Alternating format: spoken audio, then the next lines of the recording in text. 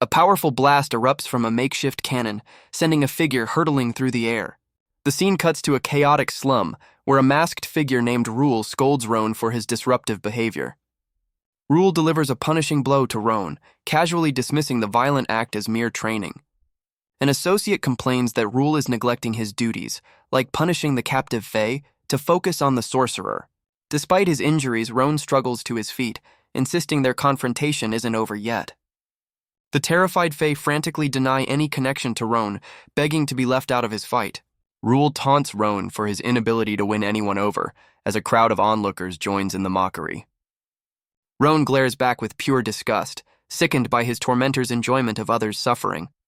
Rule observes that after 6 months of this training, Roan's rebellious spirit remains stubbornly intact. Looking down on the chained man, Rule expresses his contempt and eagerness to finally break the worthless monster. Roan flashes back to his past, remembering being found amnesiac in a pile of trash by a circus troupe.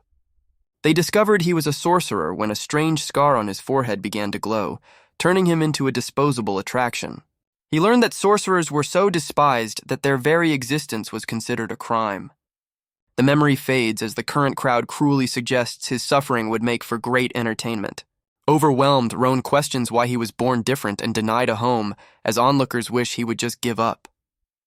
He clings to the dream of one day escaping to find the happiness that seems so easy for others. Giving up on that dream would make life pointless, so he glares at Rule, determined to make him witness his triumph. Rule silences the defiant sorcerer, who vows he will break free from this torment.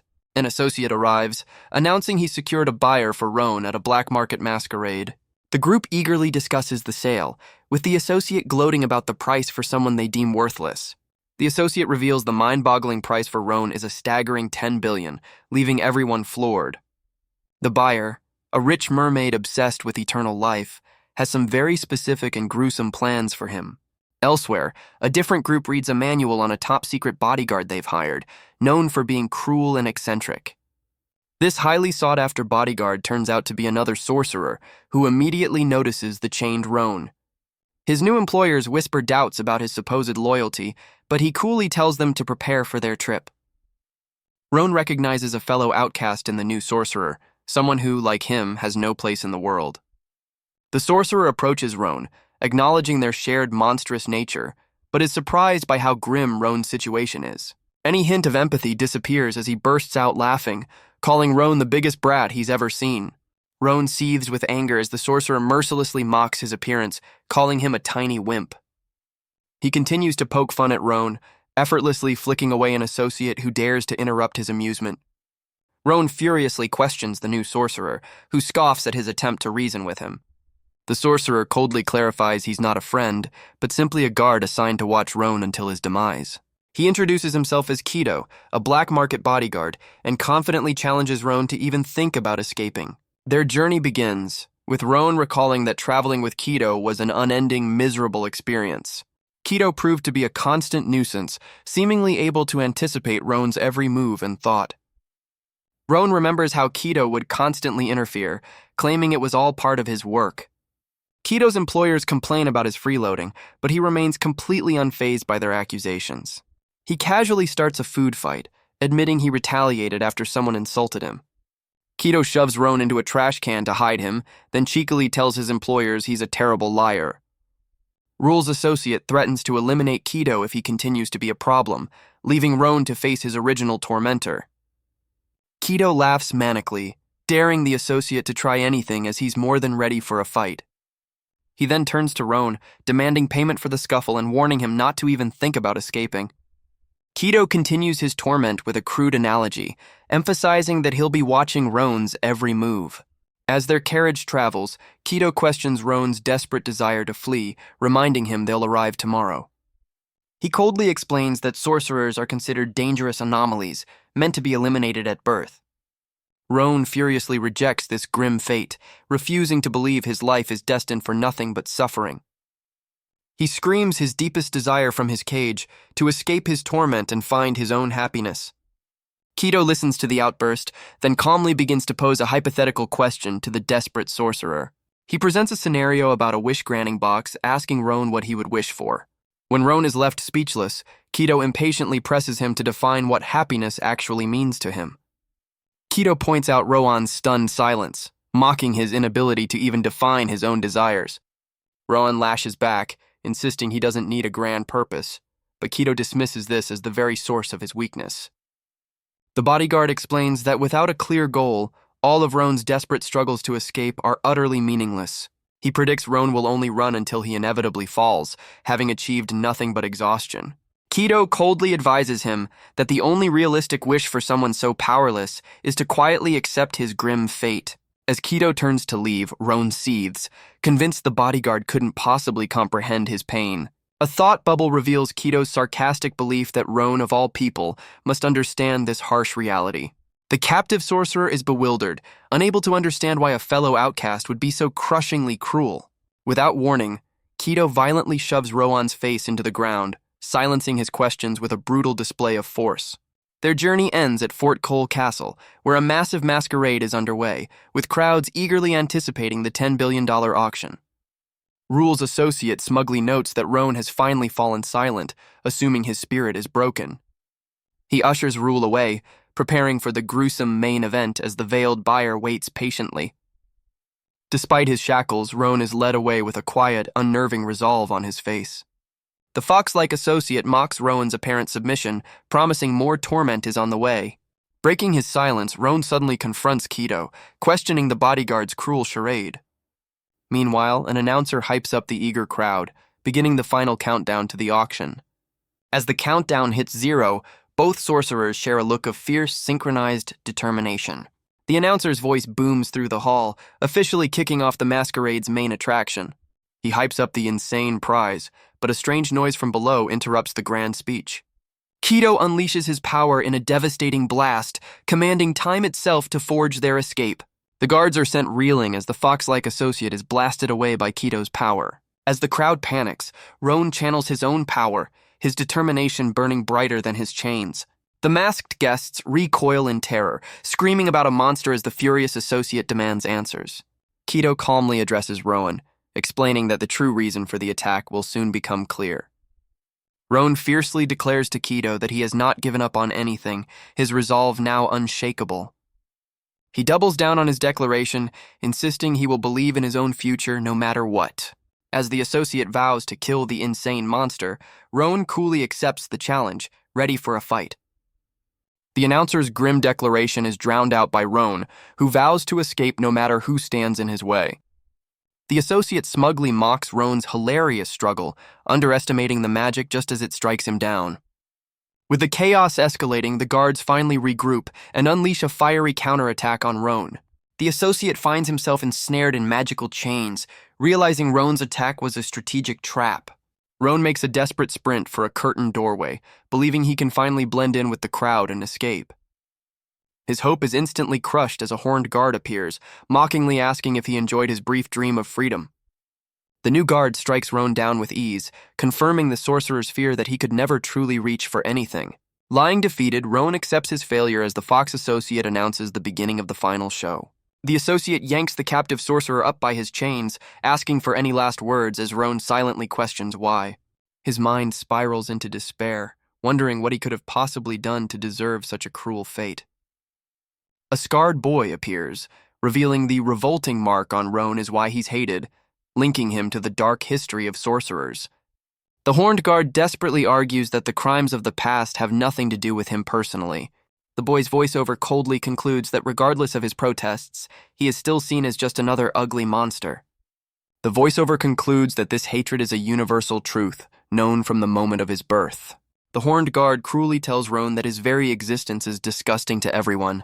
As a single tear falls, Rohan has a devastating moment of realization. He collapses, finally understanding that all his struggles to run were utterly futile. His thoughts drift to Kito, as he admits he was always jealous of something he pretended not to want. He breaks down, confessing his deepest desire was simply to be valued and cared for by someone. He laughs manically at his own impossible wish, telling himself to finally give up. In a final, desperate act, he unleashes a massive torrent of magic, screaming his refusal to surrender. As the chaos settles, a mysterious, long-haired figure calmly greets the stunned guard. The newcomer sits casually among the debris and asks the horned guard if he too is a monster. Overwhelmed and exhausted, Roan weakly calls out Kito's name. Kito appears before him, calmly reminding the confused sorcerer that he already gave him the answer. He explains that a true wish forges a path forward, and Roan has finally discovered his. The newcomer admits he was delayed by watching Roan's amusing struggle, much to the dazed sorcerer's confusion. The horned guard recovers from his shock and furiously demands to know the meaning of this interruption. Ignoring the guard's outrage, Kito begins to reintroduce himself with a dramatic flourish. He reveals his true allegiance as a member of the Night Bells, a legendary group of species sentinels. The name alone sends a wave of shock and disbelief through the eyes of everyone present. The entire hall erupts into chaos as the guards and crowd react with terror to the impossible revelation. A flashback reveals the Night Bells are a notorious vigilante group of heretical sorcerers from a century ago. The crowd scoffs at the revelation, recalling that history claims the legendary Night Bells were all executed. Kito coolly clarifies that some members survived, and tonight's chaos is the perfect stage for their grand return. The Fox associate spots the authentic insignia on Kito's cloak, his panic rising as he commands his men to seal every exit. With a flourish of his weapon, Kito announces his plan to deliver justice and fulfill the impossible wishes of the oppressed.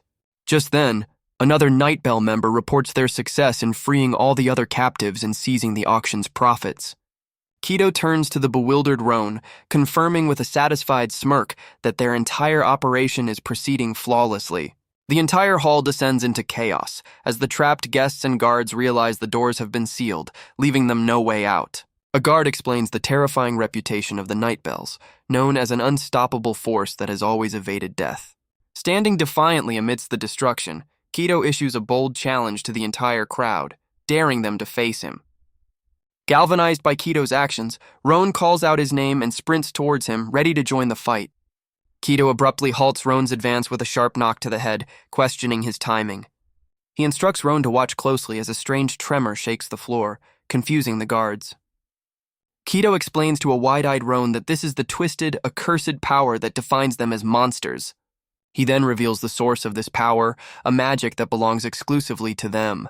Kito channels his energy, explaining their magic pushes its users past pain and towards a new reality. Standing amidst the rising chaos, Kito prepares to issue a grand declaration to all present.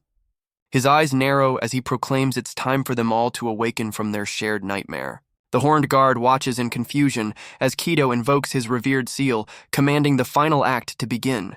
Kito unleashes a devastating torrent of wind, a signature technique of the Night Bells that engulfs the hall. Meanwhile, in a seemingly peaceful part of the city, citizens look on in confusion as strange cracks begin to spread across the walls. The city is torn apart by the blast as Roan remembers Kito's arrival as a storm that changed everything. A winged member of the Night Bells carries Roan away, noting the building is gone but the guests are safe.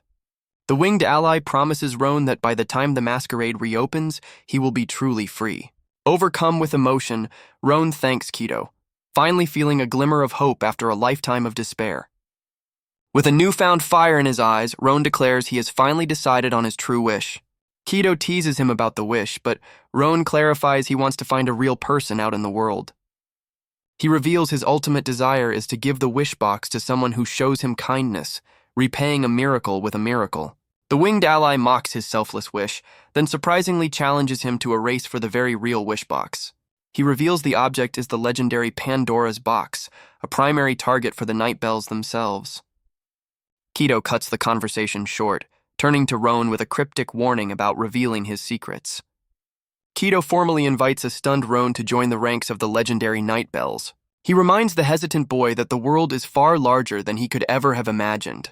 Kito's words hit home, telling Roan that he finally has the freedom to choose his own path. The narrative expands, revealing a vast world teeming with diverse species and fantastical landscapes. Roan reflects on his past self, a weak and foolish boy who knew nothing before following Kito. With a simple declaration from Kito, Roan's grand adventure to find a miracle finally begins.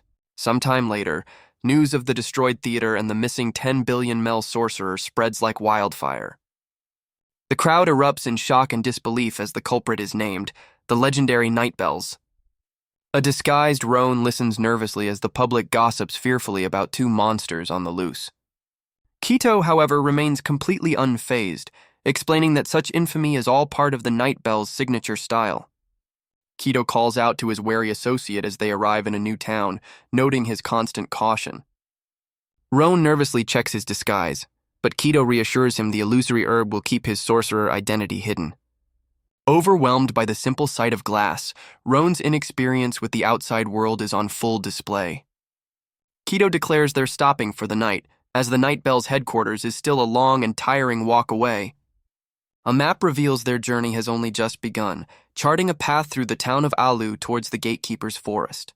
Roan is moved to tears by a mountain of bread, a simple luxury he has never known before. While they eat, Kito begins to explain the nature of magic as an inherited power that invites persecution. He clarifies that sorcerers are feared simply because their unique abilities mark them as different from the masses. When Roan asks if Kito is also considered an outcast, the sentinel smugly declares himself a perfect dreamboat instead. Their meal is interrupted by the shop's adorable owner, Momo, who thanks them for enjoying her father's recipe. The shopkeeper Momo offers them some raspberry jam, adding a little extra as a kind gesture. Roan is immediately smitten by her kindness, believing he has just discovered his true destiny. A smirking Kito prods Roan to confess his feelings, throwing the boy into a flustered panic. Their moment is interrupted by a wolf-like man who appears and calls out for Momo. The wolfman, Roar, joyfully embraces Momo, who has been waiting all day as Kito faints dramatically at the sight. Kito fumes that he's lost his chance at love so quickly, while Momo casually asks Roar about her father. The wolfman introduces himself as Roar, Momo's father, completely stunning a wide-eyed Roan. Roar extends a friendly hand, but Roan is paralyzed with terror, seeing the kind father as a monster. Overwhelmed by fear, Roan screams out in terror, dropping his food and causing a scene in the shop. Kito swiftly silences him with a fork, smoothly explaining to the crowd that his companion has random, trauma-induced outbursts. Kito berates Roan for his foolish assumption, explaining Roar is merely from the same species as the infamous Rule. Roar kindly defends Roan's reaction, while a smug Kito stuffs his face, completely unbothered by his companion's panic. Roar passionately defends Roan's fear, citing rumors of an escaped monster, and then reveals a crude drawing of the culprit.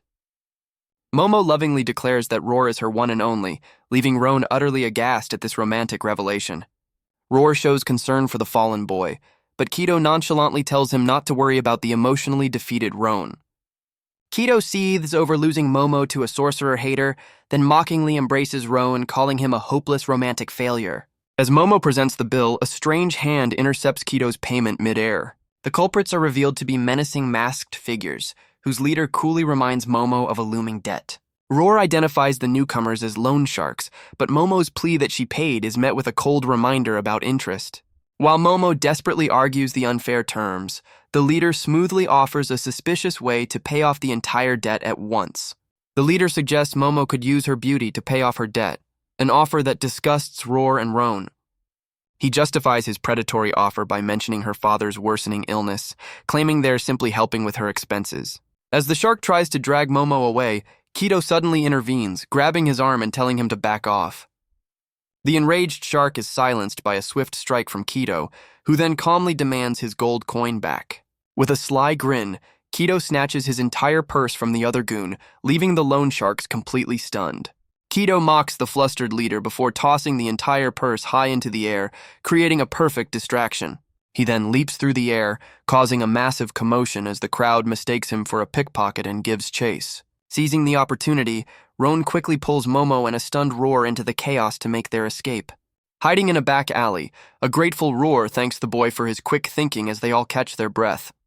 Kito suddenly crashes into the alley, landing face first as Roan questions if he made some kind of deal with the thugs. Kito examines the predatory contract, realizing Momo signed it with the shady Smilosaur credit group out of desperation. Roar apologizes for not knowing her troubles, while Kito questions why they can't just ignore the escalating debt. Kito explains the beast folk's law of blood, a sacred pact that would destroy Momo's reputation if she broke it. He elaborates that beast folk culture demands honoring one's word, making pride a powerful and exploitable weakness. Kito then questions why Roar, who is from the same powerful species as Rule, doesn't simply intimidate the thugs. Roan coldly suggests that Roar should use his strength to threaten and overpower the loan sharks. Kito expresses his doubts, but Roan volunteers to confront the thugs himself, believing he can handle it. Kito furiously shuts down the idea, reminding Roan that his fear of violence makes him completely unfit for a fight. Ignoring the argument, Roar steps forward with quiet resolve, declaring his unwavering intention to protect Momo. As the thugs taunts about Roar being a simple baker echo, Roan's expression hardens, determined to find a better way. Roar steps forward, reassuring Momo with a determined vow to protect her. The baker's sudden confidence makes Kito blush, leaving Roan to watch in stunned silence. Later that night, the group settles into an inn in the town of Alu. Kito finds Roan suspiciously rummaging through his belongings in the corner of their room. Fueled by a new rivalry with Roar, Roan declares he's heading out, only to be stopped by Kito. Kito reminds him that their organization must remain discreet, especially after Kito's own chaotic display. The boy furiously points out Kito's hypocrisy, accusing him of being just as jealous over Momo. A flustered Kito tries to deny it, but his awkward reaction only confirms Roan's suspicion. Defeated, Roan throws a tantrum on the floor, stubbornly declaring he's not going anywhere. Kito calmly reaffirms his point, stressing the absolute need for the night bells to stay under the radar. Kito orders Roan to sleep, revealing the head captain has warned him about his recent disruptive behavior. He reminds the boy that he's still a civilian, as his official induction into the night bells is set for the next day. Meanwhile, in a hidden den, Roar presents a pile of treasure to the loan shark leader, who mocks his desperate efforts. The leader, Mona, smugly accepts the payment, pleased to add Roar's valuables to his growing collection. Just as his goons prepare to leave, Mona suggests they all go out and celebrate their successful shakedown. He then reveals his truly despicable plan, calculating he can earn 10 times more by selling Momo to the kingdom. With a predatory grin, Mona declares the contract has been updated and the interest has mysteriously increased. He orders his men to seize the baker and retrieve Momo, mocking Roar for his futile attempts to protect her. Just as the thugs move in, a hooded figure appears, stunning them by invoking a powerful incantation. A giant mechanical arm materializes out of thin air, delivering a devastating blow that sends the thugs reeling. The loan shark leader furiously demands to know where the pile of junk that crushed his men came from. Through the dust, a lone hooded figure is spotted, stammering as the thugs demand their identity. The mysterious figure strikes a dramatic pose, claiming to be a mere customer just passing through the chaos. A stunned Roar immediately recognizes the boy, questioning why Roan is there and what he just did. Mona menacingly approaches Roan, unimpressed by his entrance and demanding an explanation for the magical attack. Playing dumb, Roan cheekily compliments the loan shark on his impressive garbage summoning trick. The leader formally introduces himself as Mona, president of the credit group and a clandestine weapons dealer. Mona leans in, acknowledging the boy's power was real magic, and coolly asks the reason for his visit. Behind Roan, a terrifying magical entity manifests as he boldly declares himself a sorcerer. As the loan sharks and even Roar recoil in fear, Roan announces his intention to renegotiate Momo's contract. Roan declares he's handling this alone, as the thugs panic, realizing Kito was also a sorcerer. Mona scoffs at the idea of rewriting the contract, but Roan insists that someone must intervene on Momo's behalf.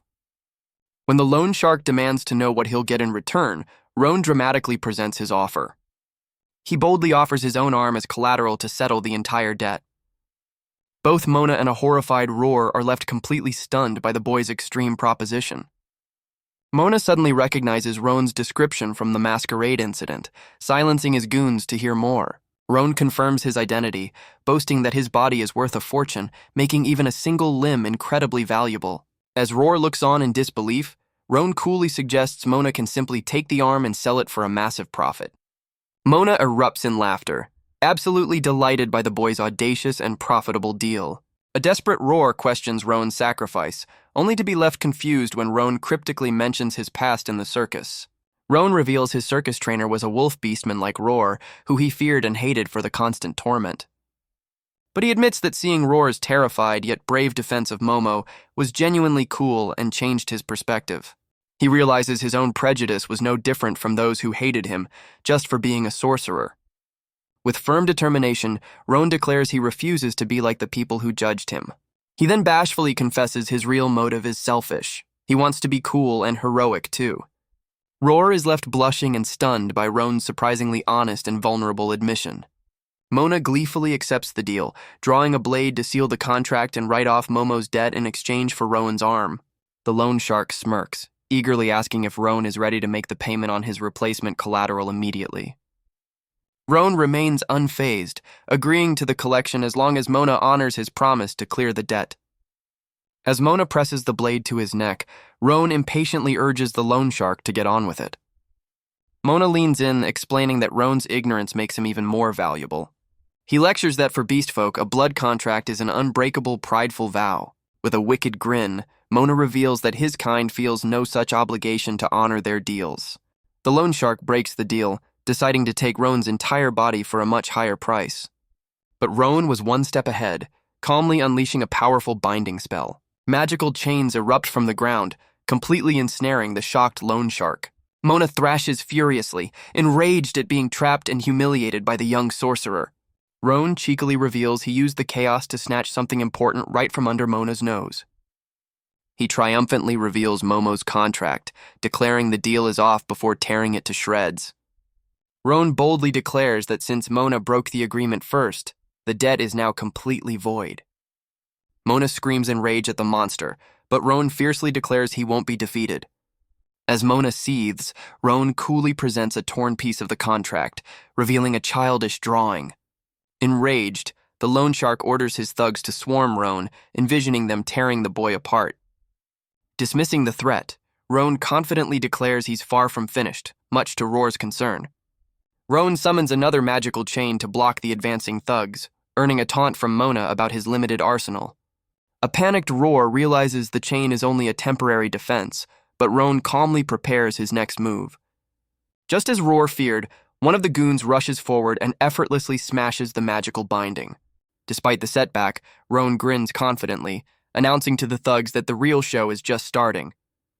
Invoking another incantation, Roan materializes a giant bundle of carpets directly over his enemies.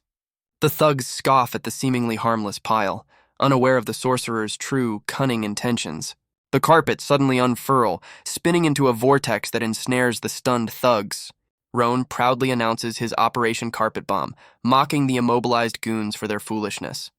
Furious at his useless minions, Mona draws his own massive blade, deciding to end this personally. The loan shark leaps forward, his sword glowing as he unleashes a powerful strike toward Roan. Mona swings his weapon with murderous intent, determined to eliminate the meddling sorcerer. But at the last second, Roar throws himself in front of Roan, desperately parrying the attack with his own sword. The sheer force of the impact sends Roar crashing to the ground, overwhelmed by Mona's strength. Refusing to give up, Roar uses his belt to deflect another strike, clashing against Mona's blade. Mona easily shatters Roar's sword with his bare hand, mocking the beast man's futile efforts against his tough scales. With a cruel sneer, Mona prepares to deliver a final, devastating attack on the defenseless Roar.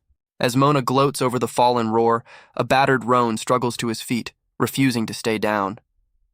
Roan glares with fierce determination, declaring that he's used to pain and one hit won't be enough to stop him. Enraged by the defiance, Mona lunges forward, their blades clashing in a shower of sparks. The loan shark switches tactics, pulling out a crossbow and aiming it directly at the sorcerer. Instead of retreating, Roan grins and charges straight into the line of fire, baffling his opponent. Mona unleashes a volley of bolts, certain this will put an end to the reckless boy. The projectiles pierce Roan's body, but he powers through the impacts without slowing his advance. Completely unnerved by Roan's insane endurance, Mona realizes his attacks are having no effect. Fed up, the loan shark draws his sword for a final decisive strike, promising a swift end. But Roan crashes into him first, revealing with a steely gaze that he's sworn to protect his new friends. Roan grabs the terrified loan shark, threatening to exploit his weak points with a powerful headbutt. With a mighty crash, Roan smashes his forehead into Mona's, eager to prove who is truly tougher. As a new day dawns, the sound of chirping birds signals the end of the brutal confrontation. The scene shifts to a hazy morning, where Roan stands before two familiar but indistinct figures. A sleepy elf girl slowly awakens, recognizing the familiar voice of her friend, Roan. A battered but beaming Roan leans in close, proudly declaring his victory to the startled elf. She shoves the overly enthusiastic boy away, but he excitedly repeats that he defeated the loan shark. He then dumps a massive pile of contracts on the floor, revealing he liberated every single one. While Rowan boasts about his easy win, he casually mentions leaving an exhausted Roar to rest at a cafe. The elf girl points to some writing on her arm, but Rowan simply smiles, certain his solution is for the best. Rowan tries for a cool exit, claiming it's better to leave quietly since he's a monster. The elf girl is completely unimpressed, demanding to know who he's trying to act cool for. She physically drags the flustered Rowan away, ruining his dramatic departure. Later, a knock at the door reveals a relieved Roar, who has tracked Rowan down to the inn. Roar explains he followed the scent of blood, needing to speak with Rowan about the previous night's events. Rowan tries to send him away, suggesting it's better for Roar to forget everything that happened. But Roar recalls the fight, remembering the terrifying power that made Rowan seem like a monster. He quickly dismisses this thought, realizing that despite his power, Rowan wasn't a monster at all. Rowan is taken aback, admitting it's the first time he's ever heard that from someone. With tears in his eyes, Roar passionately thanks Rowan for saving them, declaring he was incredibly cool. Roar extends a tearful invitation to visit, but the elf girl's cold words trigger a painful memory for Rowan. Overwhelmed by the kindness, Rowan timidly asks if he's truly welcome to return. Roar enthusiastically confirms with a wide smile, assuring Rowan they'll be waiting for him. With his heart racing, Rowan finally understands this new feeling, realizing he's found fellow monsters to belong with. Rowan promises to return soon as he leaves, prompting the elf girl to quietly contemplate the idea of happiness. He flashes a brilliant, heartfelt smile, expressing his immense gratitude for the joy they've brought him. Later, a young girl in town looks up in wonder as a massive stream of paper airplanes fills the sky. These paper planes, revealed to be the liberated contracts, shower down on the stunned citizens, marking the end of the conflict. Two cloaked figures walk through the aftermath, methodically gathering the scattered paper contracts from the ground. The elf girl reveals the figures are her cleanup squad, pleased with her foresight while her subordinate questions the spectacle. The elf girl coolly explains her squad was there to test Rowan, with orders to take him out if he proved unworthy. He panics upon learning the whole ordeal was a secret entrance exam, earning a condescending look from the elf. Grabbing his head, she shoves him forward, stating she only has permission to continue with him because he passed the test. She offers a rare, genuine smile, officially declaring him a member of the Night Bells. She immediately lists his flaws, deducting imaginary points for his recklessness, much to his irritation. The boy is left completely flustered by her words, unsure how to react as she urges him to move on. With the contract planes still in the air, she informs her squad of new intel on Pandora's box before their next mission. She reveals their next stop is a historic town under the jurisdiction of the Night Bell's 6th branch. The town, known as Bookshelf Town, is their target, and she issues orders for an interrogation and magical preparations. Meanwhile, a new character sighs at their mounting workload, flicking a paper plane while worrying about a colleague who's gone silent. The new character receives a frustrating report about a colleague who has apparently kidnapped a child. The situation escalates as Captain Cheth learns that members of their own second night squad have come under attack. A small plant-like messenger reveals the assailant used lead projectiles before vanishing without a trace. Cheth's keen senses pick up the smell of something burning, noticing the scorched ground at their feet. In a desolate clearing, Cheth spots a mysterious masked individual standing ominously in the distance. Approaching the stranger, Cheth questions their affiliation with the Night Bells, only to be warned away. Unfazed by the dismissal, Cheth presses a gun to the silent figure's head, demanding answers. With no response, Cheth pulls the trigger, firing directly at the masked individual's forehead. As the smoke clears, the figure is revealed to be completely unscathed, shivering but otherwise unharmed. In a flash, the stranger is face to face with a stunned Cheth, smirking as if to ask if they've finally captured their attention. The elf girl scolds Rowan for eating their provisions before revealing their new mission, finding a sorcerer who vanished from a masquerade. She explains they're searching for the missing sorcerer and challenges Rowan to come up with a plan as they enter a new town. Rowan is completely mesmerized by the sights and sounds of Loadyard, the bookshelf town, a place unlike any he's ever seen. The elf girl, now identified as Kito from the First Night Squad, confidently states that their local contacts should be close. A hyperactive guide named Rika from the 6th Night Squad appears, announcing she's been assigned to them in their captain's absence. Rika proudly describes Lodeyard as an intellectual paradise, a haven of books, music, and culture. She gets uncomfortably close to Roan, starstruck by his reputation and excited to be working with the famous newcomer. An elderly woman suddenly grabs Roan, desperately asking about her child and recognizing his affiliation with the First Night Squad. Rika quietly explains that the woman is a partially blind local who is tragically searching for a lost child. Apologizing for the startling encounter, Rika explains the woman's tendency to grab at children's voices and quickly leads Roan away. Rika announces she's returning to the communication center, leaving Roan and Kito to settle into their new base. Roan is thrilled about his new adventure, but Kito reminds him their search for Pandora's box will keep them busy here.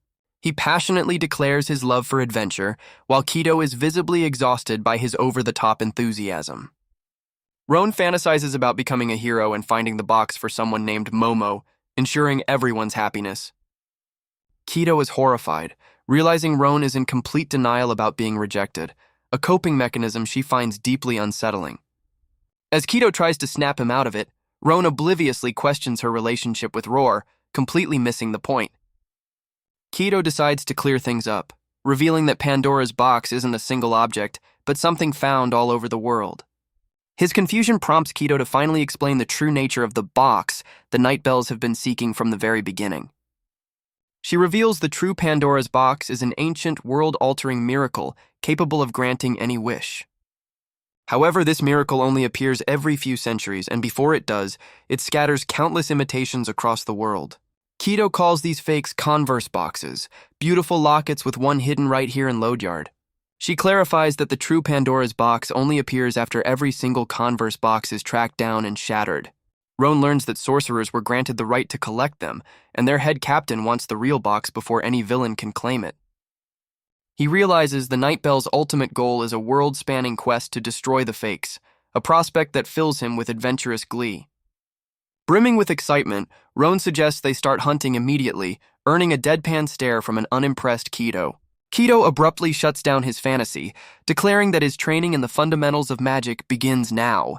When he objects, she coolly states that only she is strong enough to track the box's faint signals, so he needs to get good. The lesson starts with Kito outlining 3 types of magic, pointing out that Rowan's own ability is useless for fighting. She explains intrinsic magic creates from nothing, while basic magic, which he will learn, uses words to command existing things.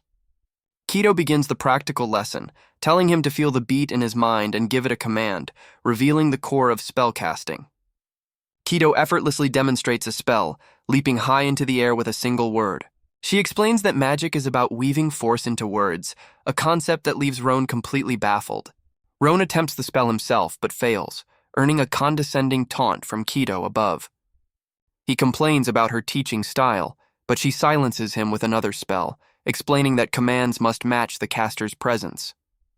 The spell magically mutes Roan, and Kito reveals it's a custom magic she created that only works on the weak.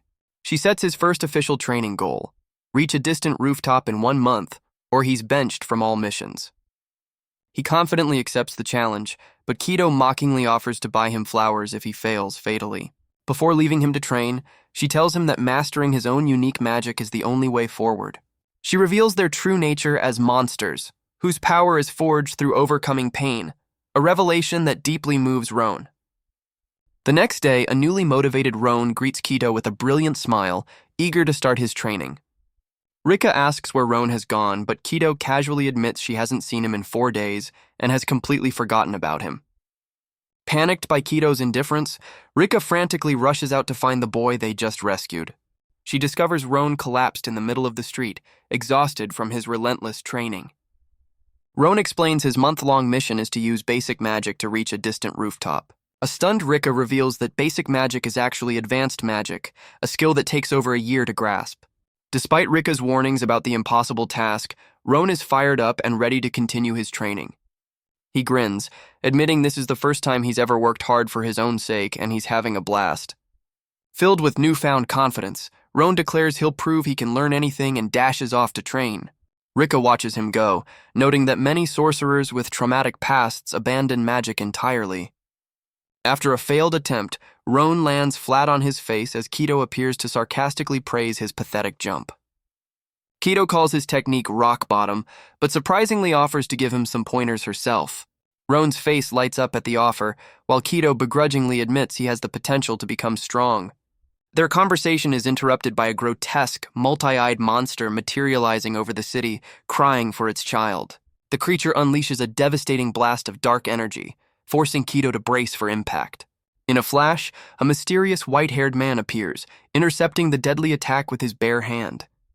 He effortlessly slices through the monster's power, dispersing the dark energy with a single fluid motion. The stranger lands with Kito in his arms, his own arm bleeding from shielding her from the blast. Roan watches as the newcomer scolds Kito for being there, calling her a moron and noting the timing is off. The man gravely explains to the shocked group that the monster they just fought was in fact a box.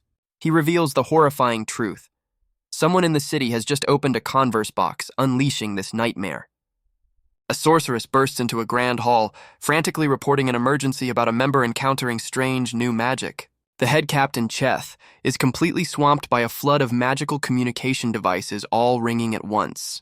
Lounging casually, Cheth reveals the cause of the chaos. Multiple Converse boxes have been opened. The white-haired stranger explains these fake boxes distort the opener's wish, transforming them into a monster. Roan is horrified that a wish could create something so repulsive as the stranger tells him to wait there. Despite Roan's plea to help, the man points out the communication plants, telling him to call if there's trouble. He fixes Roan with an intense gaze, sternly ordering him to stay put for his own safety. The stranger confronts the grotesque creature, correcting its delusion and identifying himself as its true target. Facing the monster's terrifying, multi-eyed form, he boldly declares his intention to destroy it. With unwavering resolve, he prepares to unleash his own powerful intrinsic magic to end the threat. The stranger lands a devastating kick, deliberately holding back just enough to keep the monster alive. He reveals that these boxes corrupt their users over time, feeding on their senses to grow in power. His first priority becomes rescuing the people who have been absorbed by the creature. Roan watches in awe and terror as the stranger completely overpowers the creature, yet it continues to expand. The stranger reminds Roan that this monster is the twisted result of someone's heartfelt wish. He deduces an old woman opened the box, and its twisted logic now compels it to capture any boys it can find. He quickly realizes the monster's target isn't specific, as it's indiscriminately absorbing any child it finds. Believing its eyes are a weak point, he launches a precise assault to disable the monster's main body. To his shock, the creature instantly regenerates its eyes, proving his strategy futile. Trapped in a dilemma, he realizes destroying the box could harm the children inside, forcing him to find another way. The stranger urges Roan and Kito to escape while he holds the monster back. He considers minimizing casualties by targeting the main body, but hesitates. The monster moves with incredible speed, seemingly targeting adults. The stranger recognizes the monster's method of finding children. He feels the weight of responsibility to save the trapped people. A magical energy gathers within the stranger's hand. He casts a silencing spell on the monster. The spell takes effect and the monster recoils. The monster begins to release the captured children. Roan is praised for his quick thinking and bravery. Back at headquarters, a sorceress panics, learning 5 Converse boxes have opened simultaneously. Cheth remains unfazed, noting this is the 6th incident and that a captain from his elite night bells is already on site. He confidently states that the powerful sorcerers he's assembled are more than prepared to face any monster. The stranger summons his own dark blade, a power Cheth explains is unique to his special sorcerers. This unique magic forges a weapon from the sorcerer's own twisted heart, turning their inner turmoil into power. He reveals his weapon's name is Lyra, the only tool capable of destroying the source of the chaos, the Converse boxes. Roan is stunned, sensing a bizarre and powerful new form of magic unlike anything he's ever felt. As the ground begins to tremble violently, the stranger announces it's time to start the real fight. He coolly informs a terrified Roan that with all other children gone, he is now the monster's sole target. Just as predicted, the grotesque creature lunges forward, aiming directly for the boy. Kito shoves Roan to safety, putting herself directly in the monster's path. The stranger intercepts the devastating attack with his blade, shattering the monster's assault. Roan watches in disbelief as the creature's body crumbles without being touched, unable to regenerate. With a powerful swing of his sword, the stranger decides to end the fight decisively. The attack reveals the monster's core, a desperate, crumbling figure of the woman who made the wish. The creature begs to fulfill its wish, but the stranger coldly denies its plea. He explains that granting a twisted miracle only brings despair, reaching for the source of its power. Roan spots a glowing object inside the creature's chest as it writhes in agony. The stranger reveals his magic is a force of pure destruction, but he declares it is also a magic that saves, shattering the converse box and freeing the user from their wish. A brilliant pillar of light erupts into the sky, obliterating the monster and clearing the corrupted air. Roan stands in the aftermath, stunned by the sudden and complete end to the battle. As the sky returns to normal, a faint voice catches his attention, leading his eyes to a floating object. A single shard of the shattered box whispers the woman's final, heartbreaking plea for her lost son. A flashback reveals the woman, Lyra, consumed by grief after being told her child would never return. She remembers clinging to her terminally ill son, unable to bear the thought of losing him. Lyra recalls the empty advice of others who told her to face reality and let time heal her wounds. In her despair, she rejected their wisdom, choosing to embrace darkness rather than accept the truth. Living in a self-imposed dark world, she desperately listened for any voice that sounded like her son's. The woman knew her hope was futile, but she couldn't stop herself from reaching for the child she had lost. The woman's final memory reveals her only wish was to see her son again and tell him she loved him. The stranger explains to a stunned Roan that the vision was a lingering emotion from the shattered converse box. He looks down at the unconscious woman, lamenting that a false miracle could never truly defy death. He acknowledges that her impossible wish, born from love, never deserved such a cruel and twisted fate. Roan agrees, expressing relief that they were able to shatter the corrupted curse. The next day, the townspeople are in an uproar, blaming the sorcerers of the Night Bells for the magical chaos. Rumors fly as the crowd whispers about Lyra being found and how the monster targeted women and children. Roan overhears the gossip, frustrated that they're being seen as villains after facing such a terrifying creature. Kito calmly suggests they report to headquarters, noting the sudden incident caught everyone by surprise. While the stranger is relieved it's over, Roan throws a tantrum, refusing to accept this as a victory if it means being misunderstood. Roan stares ahead, filled with a new resolve to change everything he sees. Kito questions if people could ever understand them, especially when a wish to see a loved one can become so twisted. The stranger admits people fear sorcerers, but he's determined to change that perception, certain he has the power to succeed. Kito bursts into laughter, finding Roan's grand ambitions hilariously naive. She playfully drags the protesting Roan along, teasing him to save the big talk until he can actually back it up. Lost in thought about his own weakness and future strength, Roan accidentally bumps into a mysterious figure in the crowd. He apologizes, but something about the figure makes him abruptly pull down her hood. The hood reveals a striking woman with a starry crown and mask, her eyes locking onto Roan as she announces his discovery. In a chilling close-up, the woman confirms she has finally located her target. Roan stares back in shock as the woman delivers a chilling promise to come for him next. A strange, cocoon-like object hangs from a tree as a disembodied voice insists it's telling the truth. Back with the group, Roan is flustered, thinking the beautiful woman was trying to flirt with him while Kito accuses him of cracking up. Kito tells him to get over it, pointing out the woman's indifference before revealing they are about to arrive at their destination. Amazed at their speed, Roan asks how much longer, and the captain coolly replies they have about 10 seconds left. The captain stands before a colossal tree, casting a spell that illuminates a symbol on its trunk.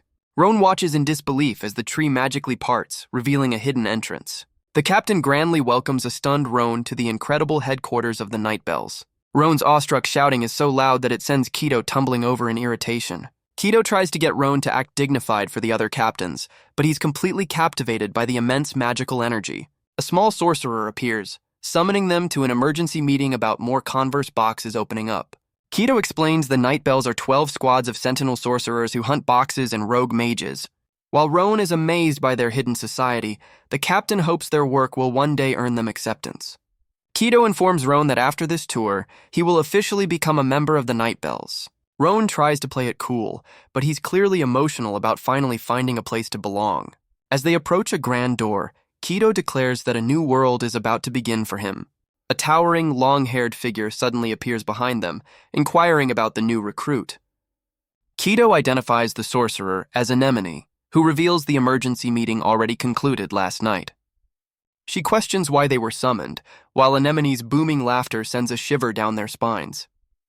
Anemone playfully scolds Kito for being so cold, accusing her of not understanding his brilliant plan. With a dramatic flourish, he reveals the real reason they were called, to throw Roan a massive welcome party. Anemone grandly introduces himself as the head captain of the Night Bells, leaving the captain and Roan utterly speechless. He excitedly declares that Roan is their first newcomer in a decade, pushing aside all serious matters for the party. He leans in with a sly grin, promising a massive party before preparing to summon the venue, making Roan visibly nervous. He unveils a massive, chaotic party, proudly presenting the eccentric members he calls the monsters of the Night Bells. The horned captain of the Dragon Squad, Riku, proudly insists her noble team is the only one qualified to mentor the new recruit. The captain of the Ocean Squad, Io, dismisses the Dragon Squad as fools and aggressively challenges her rival captain. Meanwhile, Spica, captain of the all-female Flower Squad, calmly offers to change Roan's gender so he can join her team.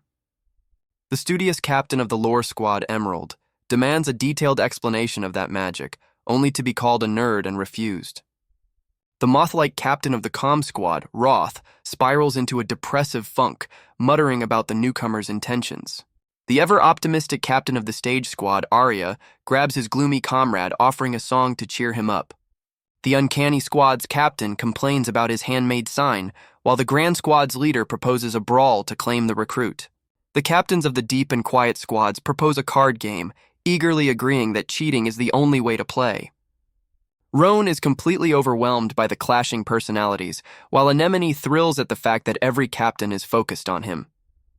Anemone explains to the emotional Roan that it's only natural for everyone to want a new member of their own kind. He gives Roan his first mission, declaring the outcome will serve as the night's entertainment for the fiercely competitive captains. The mission is revealed. A stunned Roan must immediately choose which of these chaotic squads he will join.